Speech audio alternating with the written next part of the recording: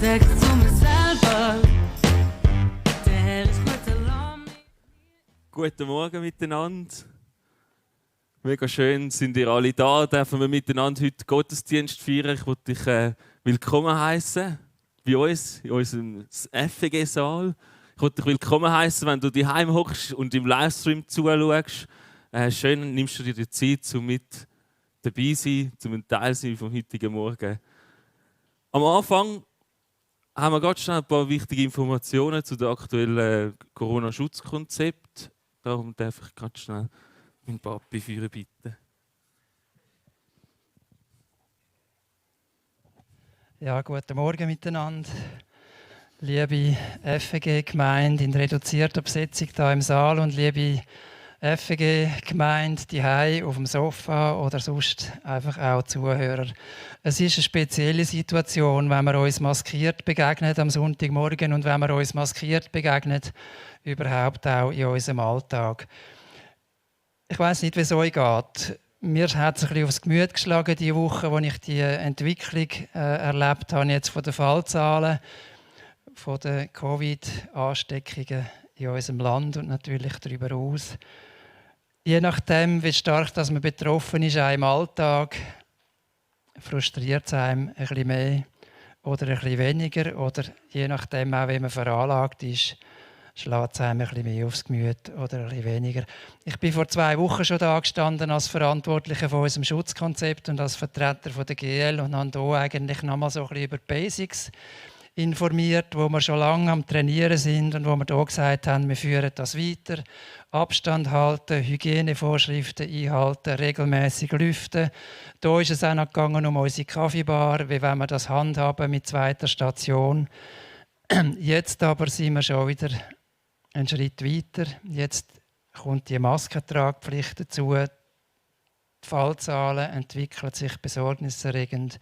Wir haben darum entschieden, dass wir mitgehen. Wir stützen uns ab auf die Empfehlungen vom Freikirchenverband, wo wir in regelmäßigem Austausch auch sind und viele Informationen bekommen. Und auch die Vorgaben vom Kanton. Und wir erwarten auch heute, wo ja jetzt gerade heute Morgen auch der Bundesrat noch sich trifft zu einer Notsitzung, dass die Maskentragpflicht noch weiter ausgeweitet wird. Ich möchte euch danken, dass ihr da seid, trotzdem. Ich finde es wichtig, dass wir festhalten, wir treffen uns zum Gottesdienst und wenn es nicht möglich ist, dann nehmen wir am Gottesdienst teil, diehei über den Livestream. Es ist ein Privileg, dass wir den Gottesdienst feiern dürfen, dass wir uns versammeln und Gott die Ehre geben mit unserer Gemeinschaft. Es ist ein Privileg, wenn wir Worship feiern und das werden wir auch heute Morgen von ganzem Herzen tun. Es ist eine neue Erfahrung mit der Maske, aber stellen wir uns dieser Erfahrung und machen wir sie. Es ist klar, die Entwicklung ist eine grosse Herausforderung für uns. Weltweit, für unser Land ist es eine grosse Herausforderung, für unsere Gesellschaft, für unsere Wirtschaft und für einzelne Menschen, die stark betroffen sind von Krankheit in der Familie oder in ihrem Umfeld. Es ist eine grosse Herausforderung für alle und es ist eine Herausforderung auch für uns als Kirche. Auf der Leitungsebene macht man sich aber in dieser Situation auch noch ein bisschen weiterführende Gedanken, nämlich was für eine Haltung sollen wir als Christen einnehmen in dieser Situation? Wie sollen wir uns verhalten? Was ist bibelgemäß? Und die zweite Frage vielleicht auch, welches ist unser Auftrag als Kirche in dieser Situation? Und ich will es mal so sagen, zuallererst, es ist nicht unser Auftrag, Opposition zu machen gegen die Regierung. Und es ist nicht unser Auftrag, dass wir uns zu Experten aufspielen und Theorien verbreiten.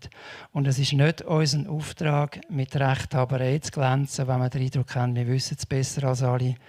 Und so Widerstand und Spaltung zu fördern. Halten wir unsere biblischen Werte hoch. Das, was das Zentrum ist von unserem Glauben. Nur ein paar Stichworte dazu. Die Haltung von uns Christen soll geprägt sein von dem, was uns die Bibel sagt.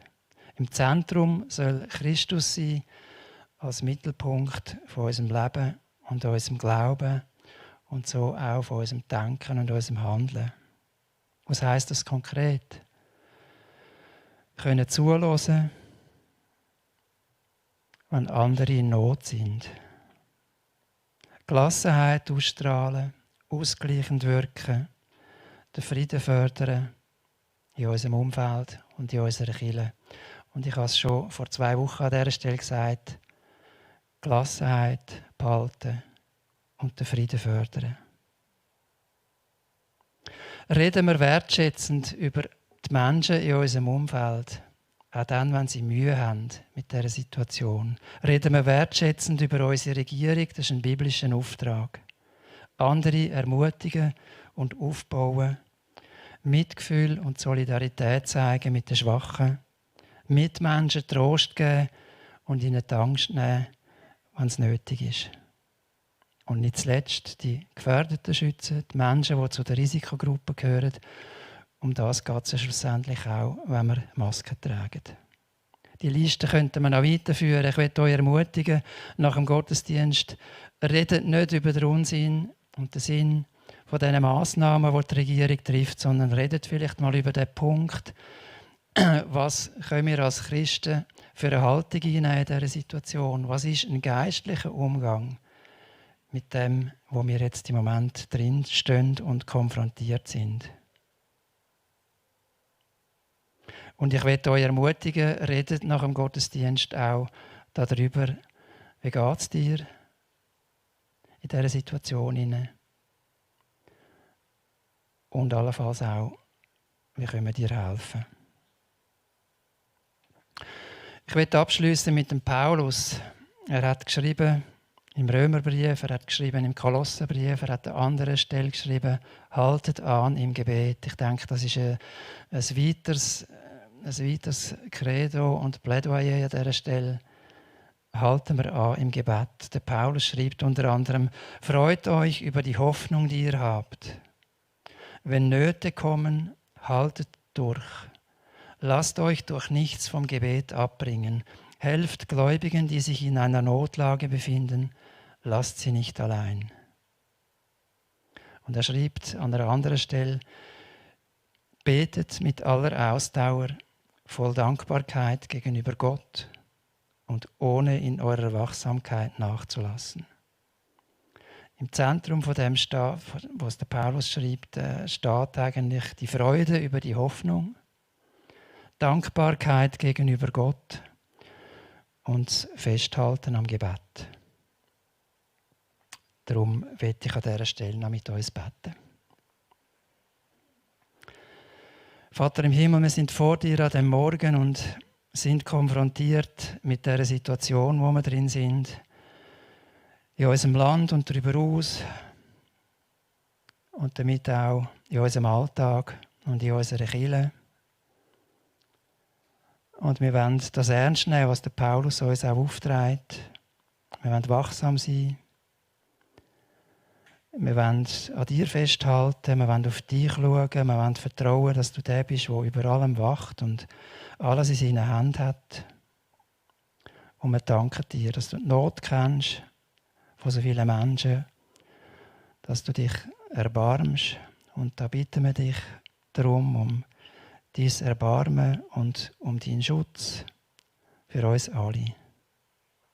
Schenk du einen Ausgang aus dieser Pandemie und schenk du viel Schutz und Beistand. Amen.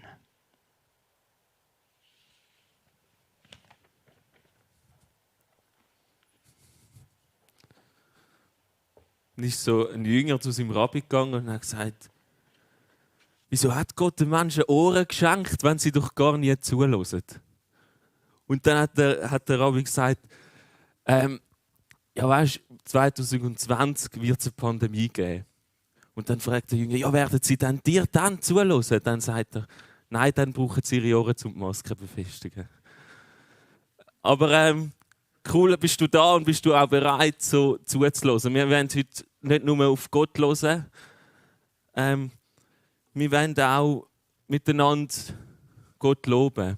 Wir wollen Gott loben und dort einsteigen. Und nach dieser Zeit, wo wir Gott loben, wenn wir teilen miteinander, wenn wir zuhören, was haben wir zu erzählen, wenn wir einen Teil haben, wo wir Zeugnis geben können, was du erlebt hast mit Gott in dieser Woche.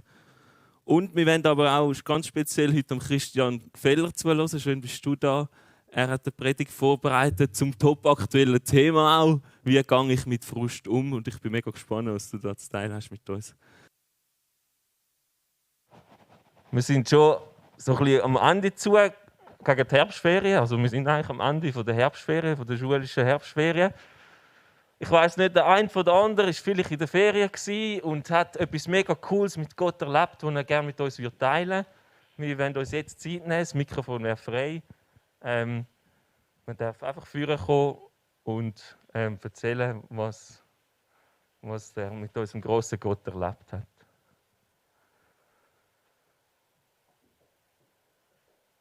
Wir haben im Catch-up, in unserer letzten Jugendgruppe, haben wir uns damit auseinandergesetzt, wie kann man cool Zeugnis geben, wie kann man das erzählen und unsere Geschichte auch ein bisschen versucht auszuarbeiten mit Gott. Und sie haben uns dort so 3 Ansätze mitgegeben. So der eine war, ein grosses Zeugnis für Jesus kann sein, wenn du erzählst, wie bist du zum Glauben gekommen. Vielleicht ist es heute dran, einfach mal vorne zu stehen und zu sagen, ganz kurz, wie bist du zum Glauben gekommen. Oder ein anderer Ansatz kann sein, du hast ein gewisses Thema, wie zum Beispiel der Frust, den der Christian heute erzählen wird, der dich begleitet in deinem Alltag. Oder ein anderes Thema. Und du kannst darin erzählen, wie du Gott in diesem Thema erlebst. Und nochmal ein anderer Ansatz kann sein, einfach ein ganz bestimmtes Erlebnis aus dem Alltag, wo du gemerkt hast, wie dir Gott dort begegnet ist.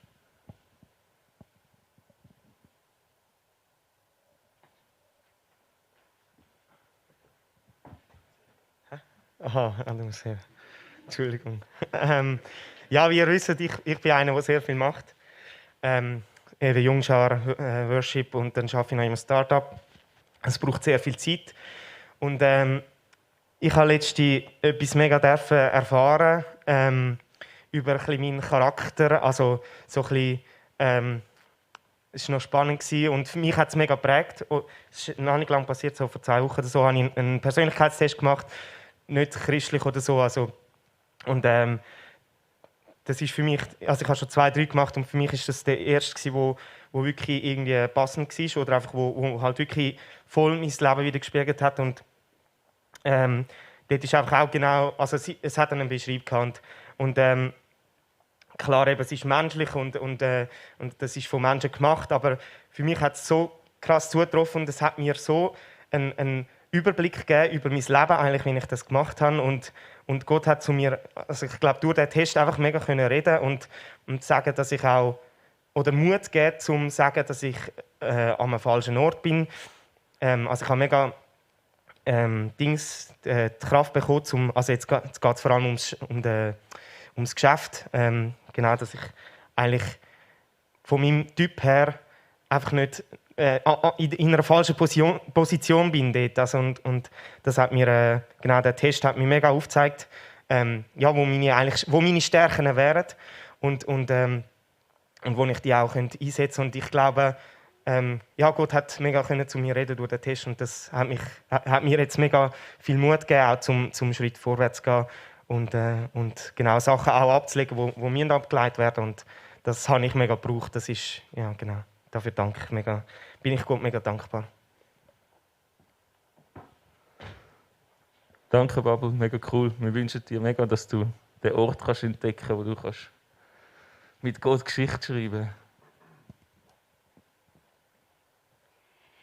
Ja, es ist so, dass ich in Mexiko ein Stück Land habe und ein Haus. Vielleicht wissen das die einen von euch durch meine Geschichte, dass ich dort in Mexiko ja war. Und das Stück Land war für mich sehr ein Herzensanliegen gewesen. Und ich habe lange einmal wieder gebeten, was mit dem passieren darf, dass irgendwie Gott auch etwas dort entstehen lassen darf.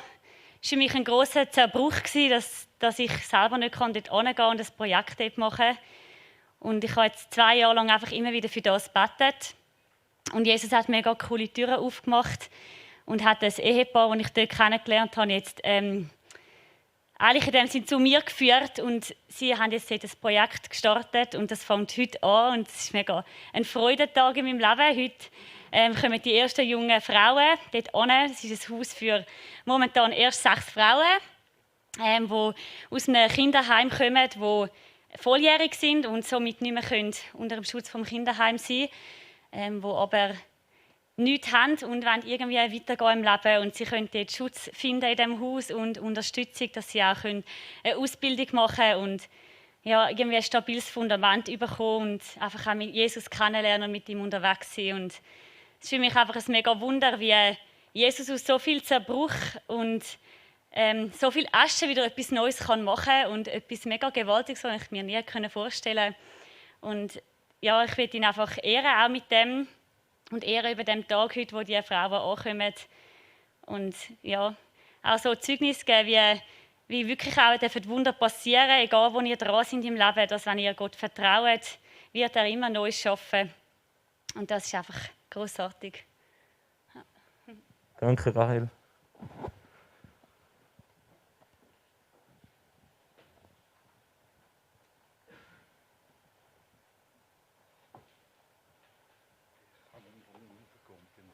Ich muss schon die Stege auf, ich kann nicht mehr auf die Bühne raufkommen.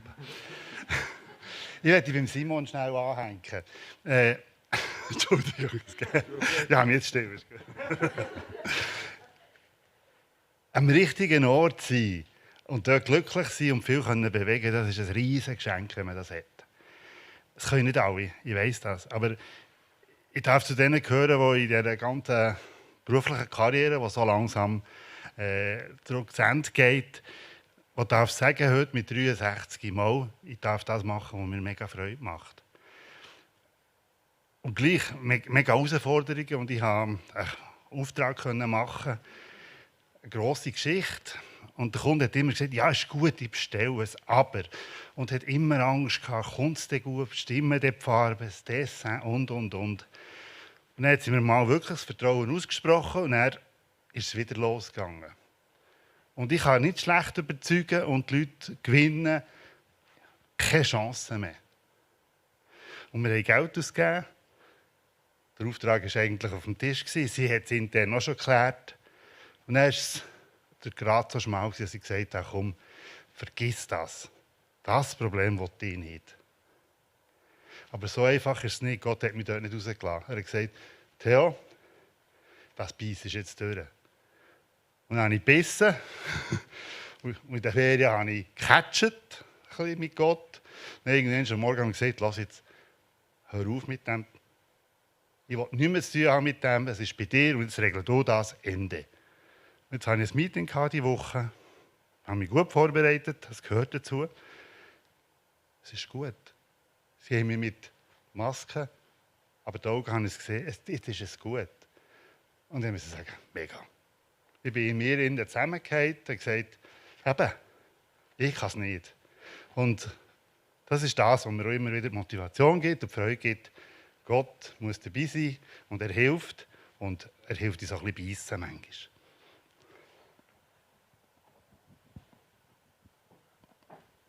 Danke, Theo. Mega cool. Darf ich jetzt am Christian das Wort übergeben? Herzlich willkommen. Er wird uns in das Thema hineinnehmen, wie sollen wir mit Frust umgehen.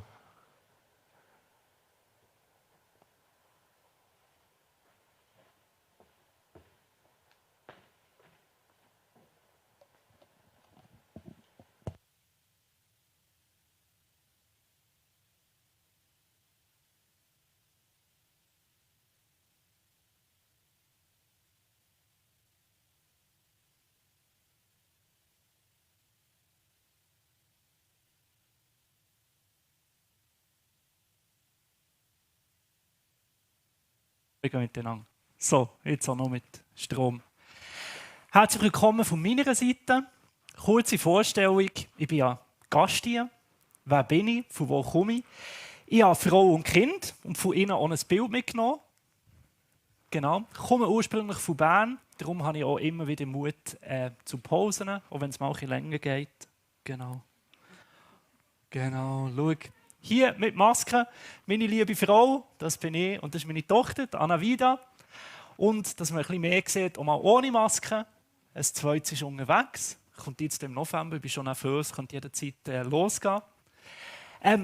Beruflich bin ich seit und je eigentlich in und für Kirche unterwegs. Ich habe es mal als KV gemacht, mit der Berufsmatur, Führungsfachmann.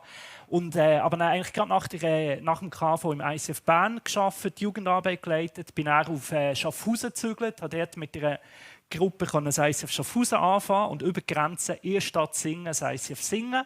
Ich habe nachher einen Wechsel gemacht in der Denomination bei ihrer FG in Winterthur und habe mich jetzt diesen Sommer entschieden, einem Vollzeitstudium zu widmen. Und zwar bewusst an einer staatlichen Uni in Freiburg und bin dort weiter am Theologie studieren. Was mich antreibt und umtreibt, ist die Frage, in der heutigen Zeit, in einer spätmodernen, säkularen Zeit, wie kann da christliche Spiritualität eine Ressource für das gute Leben, für ein Leben in Freiheit und Authentizität sein? Wer hier mehr möchte hören, ich kann es nicht sein, ich bin jetzt nicht mega regelmässig am Predigen, aber ich teile gerne, was ich lehre, was ich mit Gott erfahre. Ich versuche das zu teilen. Ich habe einen Account auf Instagram mit dem Hashtag Gfeller oder Facebook christian.gfeller.1 oder einfach auf Spotify nach meinem Namen suchen oder ohne Webseite christiangfeller.org. Der kann man regelmäßig Sachen hören von mir oder auch herzliche Empfehlung bei FG Winterthur. Dort hat es ganz viele gute Predigten jetzt von den jetzigen Pastoren und jetzt auch noch aus der Vergangenheit von mir.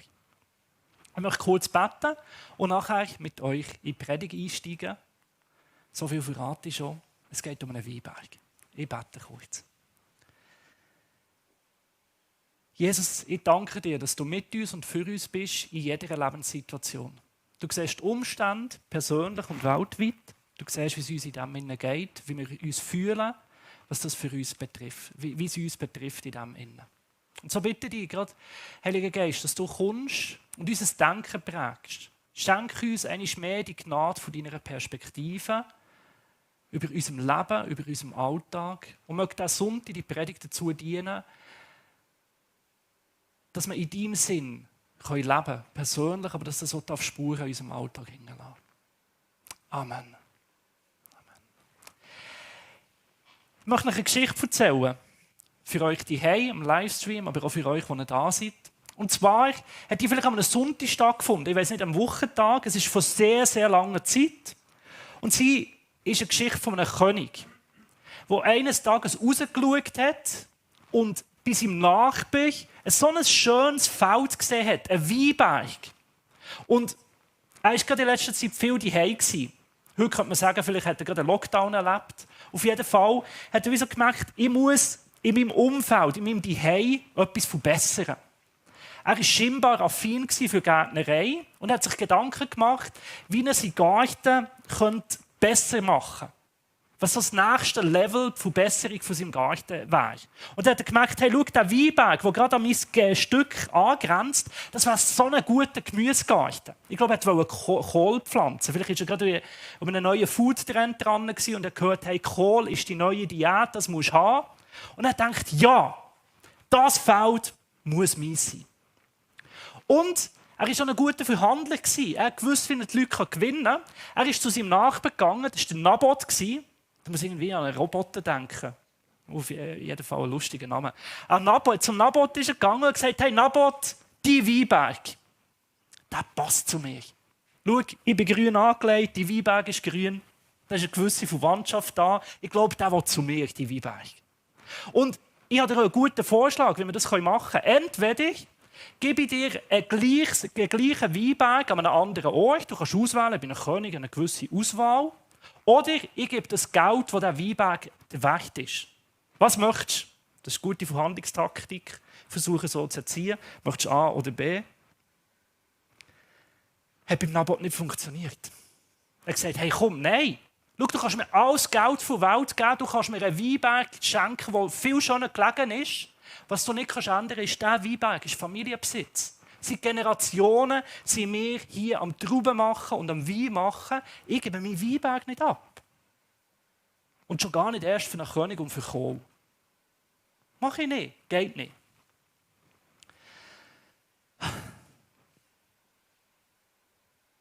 König Ahab war frustriert. Der ist heimgegangen, wie ein kleines Kind. Ich esse nichts mehr, ich will nichts mehr, fiese Welt. Er hat nur noch die Wand angeschaut und nichts mehr gegessen. So frustriert war er. Dann ist seine liebe Frau gekommen, die Säbel, und gesagt: Nabot, was ist los mit dir? Du isst nichts, was läuft? Und er hat gesagt, sorry, zum Ahab hat sie das gesagt. Und der Ahab hat gesagt: Ja, der Nabot, der ist so gemein und fies zu mir, der will mir den Weinberg nicht geben. Und die Säbel hat gesagt: Hey, wer bist du? Du bist doch der König. Und so geht man doch mit einem König nicht um. Wenn du wirklich der König bist, dann wird es die Weinberg sein. Schau, ich schaue für dich, ich mache das. Und sie ist gegangen, hat einen Plan gehabt, hat überall Schreiben aufgesetzt im Namen des Königs und hat ein landesweites Fasten ausgerufen. Nicht alles, was fromm tönt, ist immer gut. Und bei diesem Fasten hat sie dann organisiert, dass 2 anrüchige Männer ganz vorne in einer Reihe neben Nabot sind und nachher schreien: Der Nabot ist die schuld, dass wir in einer Krise sind. So nach dem Motto: Das ist der Corona-Sünde. Und dann haben sie ihn totgeschlagen. Und so ist es dann auch passiert. Der Plan hat sie umgesetzt, landesweites Fasten ausgerufen, 2 anrüchige Jungs vorne schreien: Nabot ist die schuld, dass es schief läuft. Zack, bumm, Nabot fertig.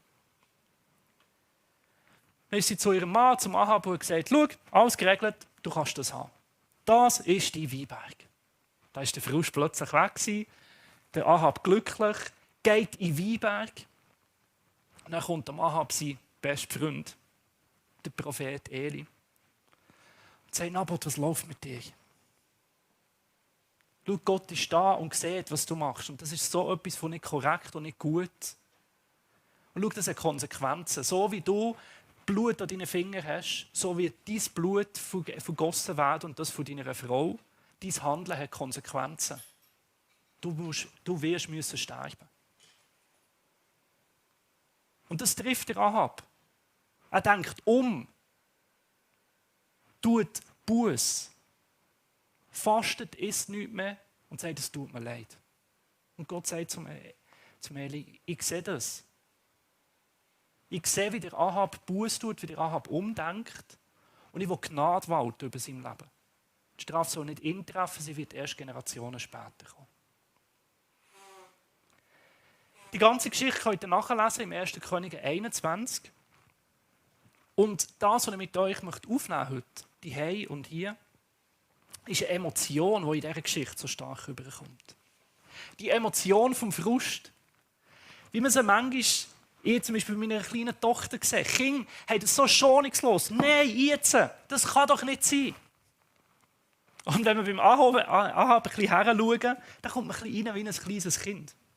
Und ganz ehrlich, manchmal bin ich einfach ein Erwachsener, der gerade im Thema Frust nicht viel weiter ist als ein 2-Jähriger. Der Frust von diesem Trötzeln, was sich manchmal einfach auch in Technik zeigt. Weil nicht nur Menschen machen nicht das, was man will.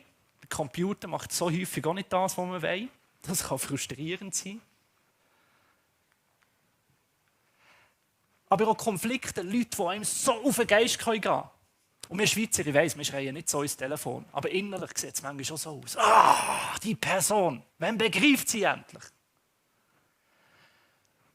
Und das kann auch mit der Zeit innerlich fast zu einer Depression werden, wenn der Frust ganz still und schwer wird. Oder auch äußerlich, dass man neben jedem kleinen Ding gerade in die Luft geht. Ich habe mal für die Post im Callcenter gearbeitet und da haben sich die Leute so aufgeregt, weil ihr Anpostbrief nicht angekommen ist. Und du hast gemerkt, das ist nicht nur der Brief, das ist so ein angestauten Frust, der jetzt einfach bei diesem Brief rausgehen muss.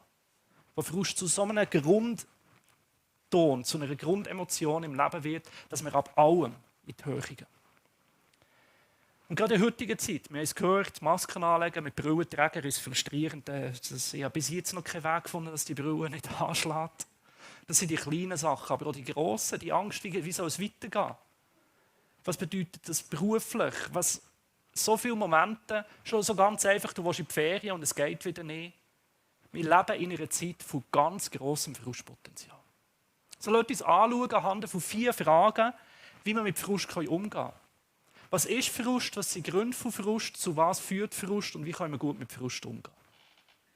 Mögen die? Also, Punkt 1. Die Frage. Genau, das ist die Frage für die Predigt. Wie gehen wir mit Frust um? Allgemein, die erste Frage, was ist Frust?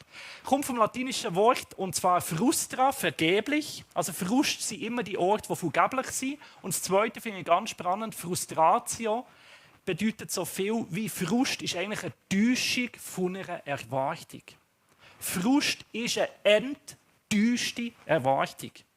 Und das heisst, die Täuschung von einer Erwartung ist weg. Sie wird enttäuscht. Und mit dem sind wir auch schon bei der zweiten Frage. Was sind die Ursachen von Frust? Und ich finde, das sehen wir in dieser Geschichte so gut. Der Ahab ist frustriert oder missmutig in den Palast zurückgekommen. Wieso? Weil er schlicht und einfach seine Erwartung nicht hat erfüllt gesehen. Seine Erwartung war, dass er als König selbstverständlich, er hatte sogar eine gute Verhandlungstaktik gehabt, dass er den Weinberg bekommt. Und er hat es schlicht und einfach nicht bekommen. Und über das war er enttäuscht. Und das sind die Ursachen für Frust. Erstens, wenn wir Erwartungen haben und die Erwartungen werden schlicht enttäuscht. Das kann gerade in Situationen sein oder auch Verhalten von Menschen, wo wir uns anders erhofft hätten, wo wir anders eingeschätzt haben. Wenn wir Erwartungen, Vorstellungen an Situationen, an Menschen haben und das läuft nicht so, wie wir es gedacht haben, das ist das Potenzial für Frust. Das kann auch mit uns selber so sein. Wenn wir uns selber falsch oder zu hoch einschätzen, uns selber vielleicht überschätzen.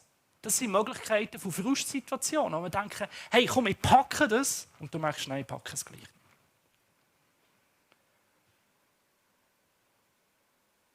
Willst du immer frustriert sein? Bist Perfektionist? Weil es kommt nicht immer perfekt raus, mit Corona sowieso nicht. Und nicht vergessen, gerade auch mit unserem Körper. Manchmal haben wir schlicht einfach Hunger, zu wenig Sport gemacht. Den Körper nicht anzunehmen und wahrzunehmen, ist auch ein Ursprung für Frust. Wisst ihr, wie wir all die zusammenfassen können? Es ist immer ein Verleugnen von Realität. Und das stellt für mich das Bild dar. Dort, wo wir sagen, das ist unser Bild von Realität und die Realität ist anders, das ist der Ort vom Frust. Wo wir Bilder, Vorstellungen, Erwartungen an die Realität haben und die Realität nicht unserer Erwartung entspricht. Dort ist die Ursuppe, Ursprungpotenzial für Frustmöglichkeiten. Enttäuschung, Verleugnung von Realität. Und mit dem sind wir schon bei der zweiten Frage, der dritten Frage. Ihr merkt, der Berner kann auch schnell. Zu was führt Frust? Das finde ich mega spannend. Wir lesen hier, vor Ärger rührt er sein Essen nicht an, sondern legte sich ins Bett und drehte sich zur Wand. Was macht der König Ahab? Er zieht sich zurück. Er will von niemandem mehr etwas wissen. Er will weder noch etwas essen, noch mit jemandem reden. Er schaut nur noch die weiße Wand an. Schau, Frust führt sehr oft zu Flucht und Rückzug. Wir sehen das in diesen Worten von Frust trinken, Frust essen, Frust kaufen, Frust bingen. Das ist für alle Netflix-Junkies, wo man nur noch am Bingen ist, also eine Serie nach dem anderen reinziehen. Oder heisst das Bingen? Binge. Ja. Auf jeden Fall, Konsum ist ein Teil von Rückzug und Flucht. Und dort, wo der Ursprung von Frust Enttäuschung von Realität ist manchmal eine Folge von Frust, dass wir flüchten von Realität und es nicht mehr so haben, wie es ist. Wir machen uns zu, wir ziehen uns zurück. Und das ist eine der herausfordernden Folgen von Frust, dass wir uns aus dem Alltag, aus der Realität zurückziehen. Und das macht gerade unter anderem Sucht. Sucht ist ein Abnabeln, ein Verleugnen, ein Verstecken, ein Flüchten vor Realität. Und gerade in dieser Abgeschiedenheit, in dieser Isolation, werden wir offen für schlechte Gedanken, für schlechte Einflüsse. Und das ist für mich der zweite Punkt, die zweite Folge von Frust. Es ist ein Türöffner für negatives Denken, für Versuchung. Wir sehen auch das in dieser Geschichte so gut illustriert. Ihr Abgeschiedenheit kommt Isabel und sagt zum Ahab: Bist du nicht der König von Israel oder nicht? Bist du es oder bist du es nicht? Gut, dann stand jetzt auf, iss etwas und vergiss die Ärger. Du sollst die Weinberg haben, ich kümmere mich um das. Die Säbel wird manchmal schon geistlich gedeutet. Man redet manchmal auch von einem Geist für Isabel. Was ich in diesem Sinne heikel finde, ist, dass man gerade zum Beispiel auch in der Kunstgeschichte immer wieder die Frau als Versucher und als Quelle von Versuchung dargestellt hat. Das kennen wir in der Kunstgeschichte unter der Femme fatale. Und ich finde das eine schlechte Entwicklung, das auf Geschlechter irgendwo zu verteilen. Jeder, und gerade auch Männer, sind offen und sind manchmal schon Quellen von Versuchung. Wir Männer sind auch Versucher. Das ist in uns Menschen drin. Was hier aber mega spannend ist, ist die Wortwahl, die Säbel braucht. Und ich glaube, das ist eine Wortwahl, die immer wieder in Versuchung auftaucht. Wer bist du eigentlich? Wie ähnlich tönt es bei Jesus in der Wüste. Hier auch, sein Körper ist vernachlässigt. Er hat Hunger, es knurrt. Ein guter Moment für Frust. Vielleicht war er auch frustriert. Und dann kommt die leise Stimme vom Ungeist, vom Teufel selber und sagt: Wenn du wirklich Gott bist, bist du das? Bist du der König? Bist du Gott? Wenn du das wirklich bist, dann befiehl diesen Steinen, dass sie zu Brot werden. Und schau, gerade dort, wo du Frust in deinem Leben empfindest, erlebst, geh mal diesen Gedanken nachher und wirklich pass auf, wenn die leise Stimme kommt, die sagt: Wer bin ich eigentlich, dass ich jetzt eine Maske tragen muss? Wer bin ich eigentlich, dass ich das und das machen sollte? Wer bin ich eigentlich, dass man so mit mir umgeht? Ich habe doch so etwas anderes verdient. Jetzt reicht es. So, das macht man nicht mit mir.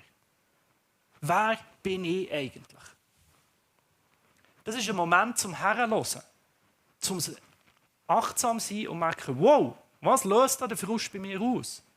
Weil Frust führt zu Isolation von Realität und macht Türen auf für schlechtes, herausforderndes, versuchendes Denken.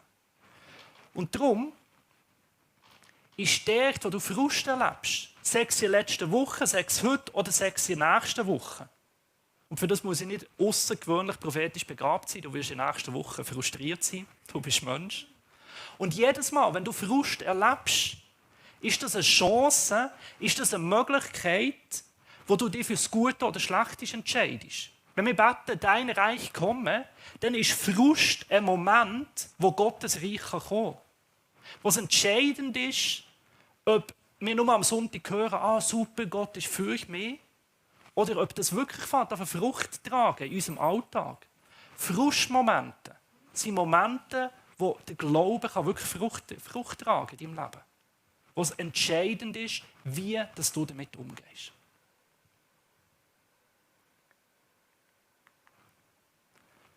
Und darum die vierte und letzte Frage.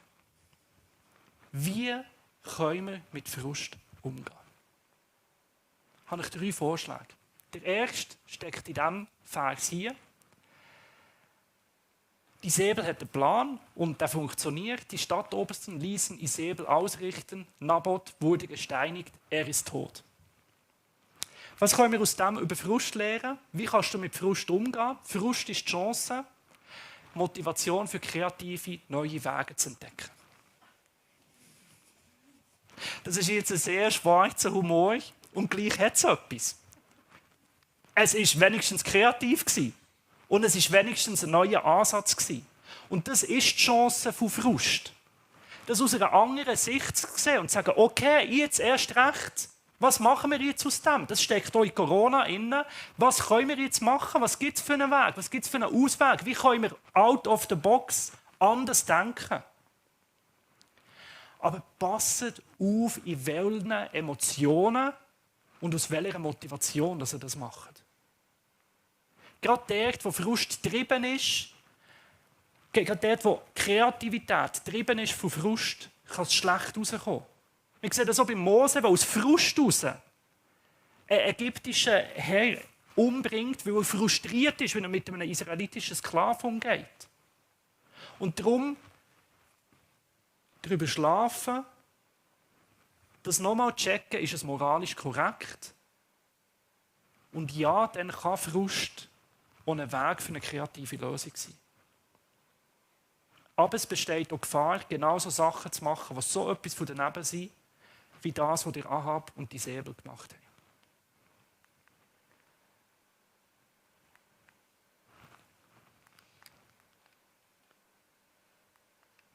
Hier. Und so habe ich noch 2 weitere Punkte. Neben kreativen Lösungen die Situation akzeptieren und einfach Gutes drin sehen. Wenn Frust von Lügen von Realität ist, dann ist eigentlich die Chance, wenn wir merken, jetzt bin ich frustriert, innezuhalten und herzuschauen, was ist eigentlich wirklich im Moment los. Und da möchte ich euch wirklich Mut machen, gerade in den nächsten Wochen, in Momenten von Frust, wenn ihr das spürt, vielleicht der Gedanke kommt, wer bin ich eigentlich, dass man so mit mir umgeht, herhocken, durchschnaufen und vielleicht sogar aufschreiben. Was löst das im Moment für Emotionen bei mir aus? Wieso bin ich frustriert? Was habe ich mir eigentlich erwartet? Manchmal wissen wir ja nicht mal, welche Erwartung das enttäuscht worden ist. Wir spüren einfach die Emotion. Und wirklich heranschauen und schauen, was ist jetzt los? Das ist der erste Schritt von einem guten Umgang mit Frust. Zu merken, wie ist die Realität eigentlich wirklich? Und wenn Gott ein Gott von Wahrheit ist, dann ist er auch der, der uns die Sachen wahrhaftig sehen, so wie sie sind. Und ihn vielleicht im Gebet zu bitten, Geist vor Wahrheit. Zeig mir die Wahrhaftigkeit. Jetzt von diesen Emotionen zeig mir, wie die Situation wirklich ist und nicht so, wie ich sie erwartet habe. Wie ist es? Innehalten und die Sachen so anschauen. Was für Gaben habe ich und was für Gaben habe ich nicht. Wahrhaftig heranschauen. Und dann aus dem heraus, so wie die Situation ist, und einfach auch mal darf sein.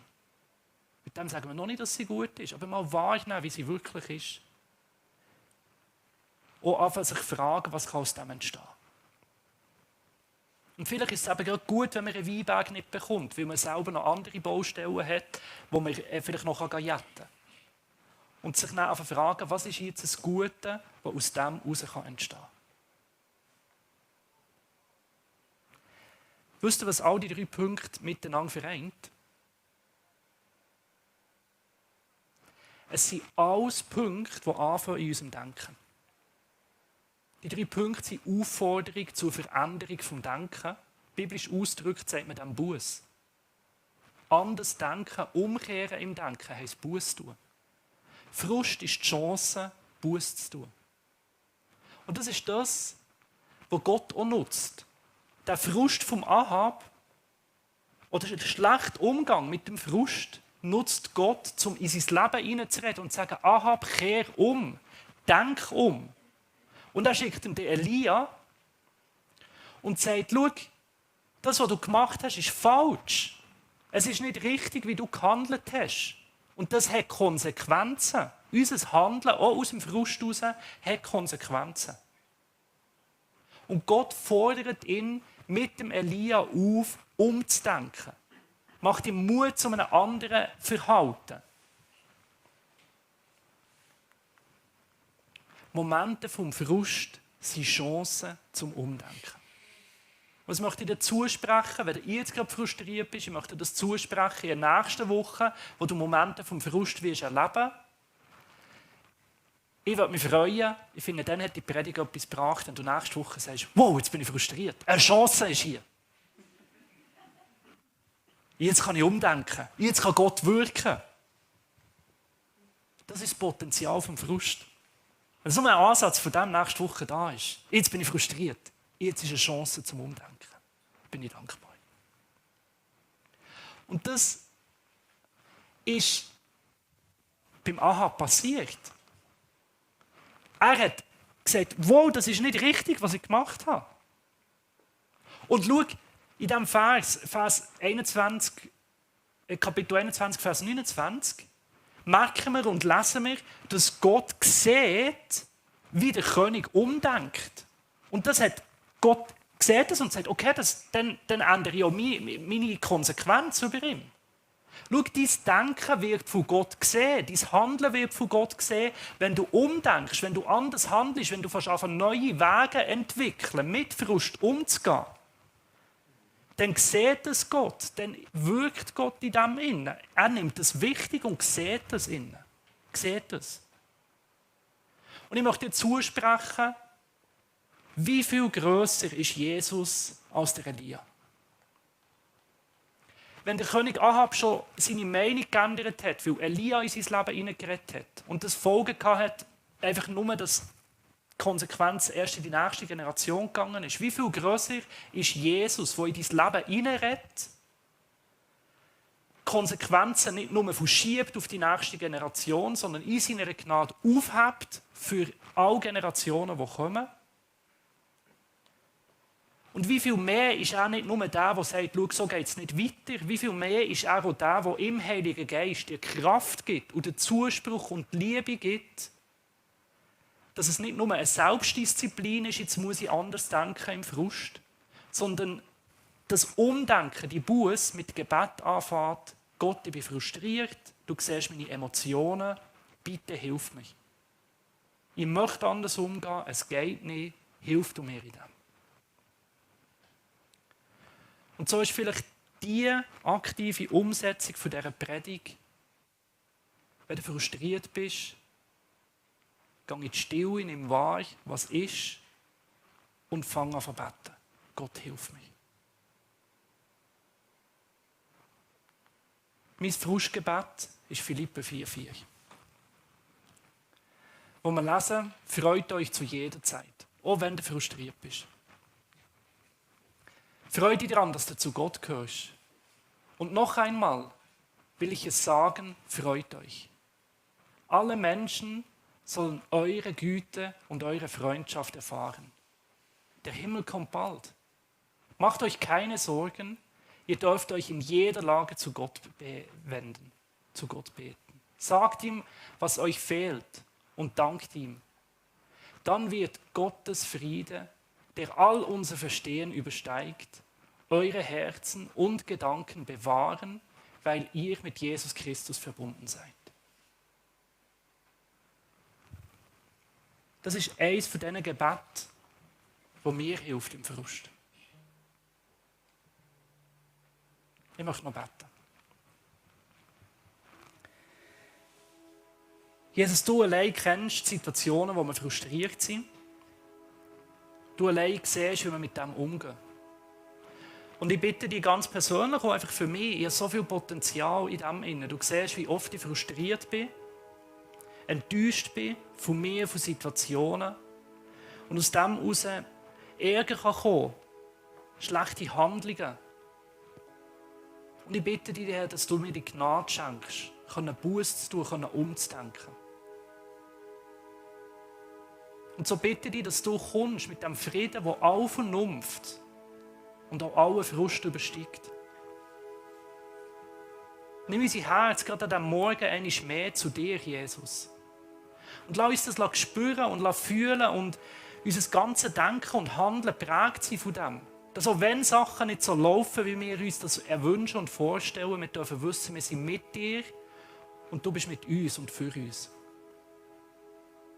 Und lass uns Frieden finden in dem Innen. Lass uns in dem Innen einen neuen Blick auf die Realität finden.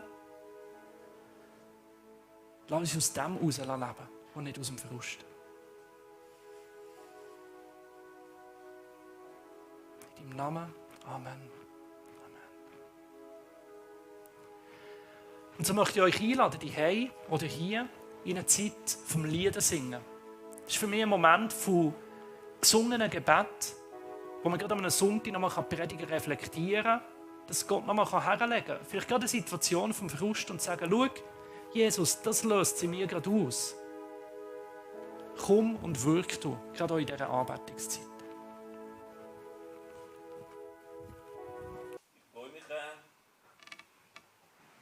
mich auf die Momente, wo ich frustriert bin und dann denke, geil, das ist eine Chance zum Umdenken. Mal schauen, wie es rauskommt. Wir werden auf die nächste Woche hineinschauen. Ich wollte euch auch ganz herzlich dort einladen, am Dienstagabend ins Gemeindegebet. Wir treffen uns einmal um 7:30 da, wo wir miteinander beten. Auch eine mega coole Chance, um einfach zusammenzukommen und austauschen. Ich wollte kurz das Catch-up am Freitagabend erwähnen. Wir werden dort miteinander Krimi-Dinner machen. Und man kann sich bis heute noch anmelden. Also heute hat man noch die Chance, um sich anzumelden. Und wenn man jetzt das Gefühl hat, man fühlt sich schon eher auch noch ein bisschen jung und so, aber ist sonst einmal nicht mehr ins Catch-up gegangen und man macht mega gerne Krimi-Dinner, dann bist du auch herzlich willkommen zum Mitmachen, weil je mehr das man ist, desto mehr Spass macht es. Darum einfach melde dich bei einem Catch-up-Leiter, wenn du auch dabei sein willst. Es wird mega cool. Dann das andere wollte ich ganz herzlich einladen für unsere neue Predigtserie, die startet.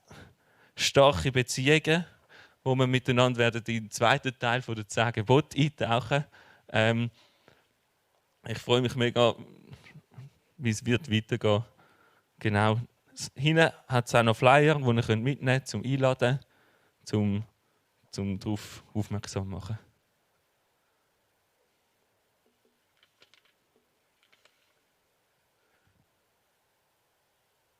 Dann möchte ich noch schnell hinweisen auf Kollekte für all die etwas möchten geben. Wir sind herzlich eingeladen. Gäste natürlich sowieso. Die sind natürlich frei. Die müssen nichts geben. Die, das erste Mal da sind, sowieso nicht. Für alle anderen. Wir haben einen QR-Code, wo ihr das nutzen dürft. Und sonst steht, glaube ich, hinten beim Ausgang auch noch, bis wo man etwas rein tun kann. Genau. Und dann haben wir noch von der Esti Infos. Ist sie schon da? Sie sollte kommen, jeden Moment, zu der Päckli-Aktion. Da ist sie.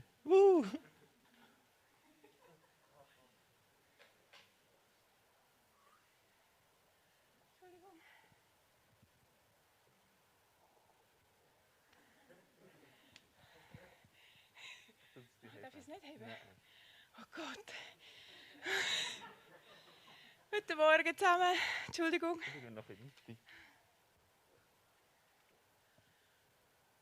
Also ich darf noch Werbung machen für die Päckli-Aktion. Für die das noch nicht kennen, wir haben jetzt schon ein paar Jahre in der Migros in Zembrach die Päckli-Aktion durchführen. Päckli machen für Osteuropa, so wie wir ausraten. Genau, und das wird dieses Jahr sein, am 21. November. Es funktioniert so, dass wir Leute ansprechen, die dort posten. Sie dürfen fragen, ob sie für uns etwas einkaufen. Und wir uns dann gerade dort direkt einpacken und schöne Päckchen machen für die schon dabei waren. Das ist wirklich immer mega eine coole Sache. Es entstehen auch gute Gespräche. Und letztes Jahr haben wir 309 Päckchen machen. Das ist mega lässig. Jetzt die ganze Situation mit Corona sind wir natürlich auch am Beobachten. Es ist so, dass die Päckchen umso mehr benötigt werden in diesen Ländern jetzt. Sie haben es noch viel schwieriger als wir. An vielen Orten haben die Leute einfach noch weniger Arbeit und verdienen überhaupt nichts mehr. Die Unterstützung vom Staat ist natürlich in weiter Ferne.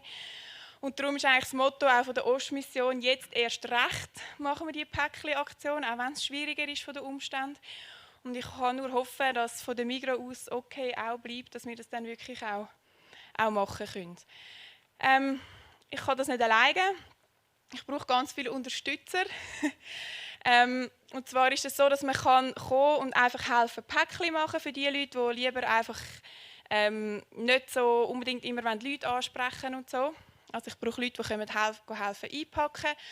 Und ich brauche aber auch Leute, die bereit sind, ein bisschen auf die Leute zuzugehen, ihnen zu sagen, was wir hier machen und sie zu motivieren, zum Mitmachen. Genau. Da hinten sieht man gerade so eine Familie, die letztes Jahr so ein Päckchen bekommen hat. Es ist extrem eindrücklich, was die Päckchen für die Menschen bedeuten. Also viele Leute sagen immer, ja, das ist doch ein Tropfen auf den heißen Stein. Das ist es auf eine Art schon. Aber für sie ist das auch einfach ein mega Zeichen, dass sie nicht vergessen sind. Und sie können es fast nicht glauben, dass Leute in der Schweiz sich die Mühe machen, um ein Päckchen zu machen und das bis zu ihnen transportieren und sich so viel Mühe gegeben haben, um schöne Sachen für sie einpacken, die für sie unerreichbar sind. Also irgendwie Kaffee und Spielsachen und schöne Schreibzeuge und so ist unerreichbar für sie sonst. Und darum, ich liebe die Aktion, ich finde das so lässig und ich würde mich mega freuen, wenn wieder ganz viele helfen können. Man kann sich einschreiben, ihr könnt auf die Homepage gehen von der FWG, dort sehen Sie ein grosses Banner, Aktion Weihnachtspäckchen. Und dort kann man sich eintragen für eine Schicht. Eine Schicht geht immer 2 Stunden. Ja, und ich würde mich mega freuen, wenn viele helfen können. Wenn ihr da nicht klarkommt mit Doodle und so weiter, dann meldet euch einfach bei mir. Ich kann mir auch einfach schreiben oder anrufen oder was auch immer. Ja, danke vielmals. Danke, Esti. Sorry, etwas habe ich noch vergessen. Ich habe noch ganz viele Flyer dabei. Ihr dürft auch wirklich gerne Flyer mitnehmen, wenn ihr irgendwo die Möglichkeit habt, die aufzulegen bei euch, beim Arbeiten, in der Nachbarschaft, wo auch immer. Bitte nehmt doch welche mit und legt das an, dass einfach möglichst viele Leute das sehen und auch können posten dann an diesem Samstag. Danke.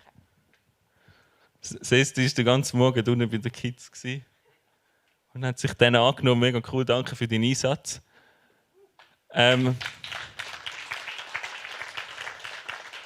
Wir haben auch dort wieder eine Folie vorbereitet mit Fragen drauf. Geht doch auf die Kinder zu und fragen sie, was sie erlebt haben heute Morgen im Kids-Treff, um ein bisschen Interesse zu zeigen. Das wäre mega lässig. Genau, jetzt wollte ich zum Schluss noch das Segen sprechen und euch bitte aufstehen dafür.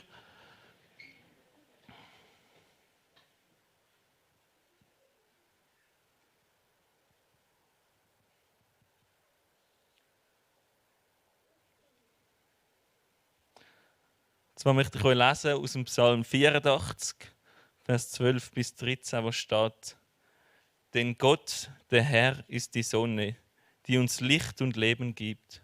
Schützend steht er vor uns wie ein Schild. Er schenkt uns seine Liebe und verleiht uns hohes Ansehen. Wer ihm rückhaltlos ergeben ist, den lässt er nie zu kurz kommen. Herr, du allmächtiger Gott, glücklich ist jeder, der sich auf dich verlässt. Seid gesegnet, ihr könnt schon einen mega schönen Sonntag. Wir haben leider keine Kaffeebar. Die ist bis auf Weiteres nicht mehr offen. Ja, aber es gibt sicher sonst irgendwo Möglichkeiten, um sich zu treffen in kleineren Gruppen. Einen schönen Sonntag. Tschüss zusammen.